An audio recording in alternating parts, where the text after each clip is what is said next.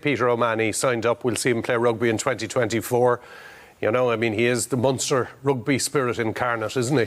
Yeah, he's the heart and soul of Munster rugby. Really hard to believe to be 10 years ago that he ended up on the wing when Ireland were beaten in Italy. But look, he's come through a bit. People were writing him off 18 months ago.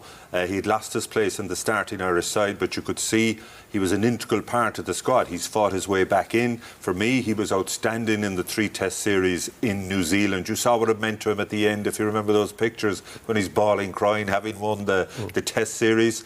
But he always makes a telling contribution in those big games, or nearly always. Well, look, his line-out is exceptional. He always produces big moments. You know, he's not the biggest of carriers, but I think the balance in that back row with Caelan Doris and Josh van der Fleer with Peter and the likes of Jack Conan and others, Ryan Baird and others, Gavin Coombs, all banging on the door, but you need that bit of experience. That's what he brings. Peter O'Mahony. Well, what can I say after what Donal said about the Doris, everything?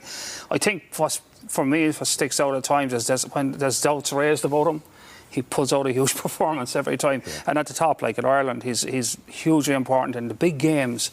He's so much experience, and I thought we saw that in New Zealand. We've seen it in various Six Nations over the years. And then when he goes back to Munster, he's kind of the spiritual leader there for sure, on the field and off the field. So, you know, there's no surprise the way he's still playing. He's still in the Irish setup. Like, why would you not keep him on board, you know? So. Yeah, and I suppose he always strikes me as a fellow who'd play for nothing, even though, you know, he earns good money. Well, he certainly enjoys his rugby, and he's got that edge to him, which you're either born with it or not. He'd fight over anything, you know, which it's like sounds a bit harsh, but that's what you want. He'd fight for every blade of grass every time. There's no backing away, and what can you do? Yeah, it's an interesting point, because there's some players who you'd think down the years they were missing, as they said, the bit of the dog, whatever that is. But he got that from his father, I could tell you. He played thirds for Con.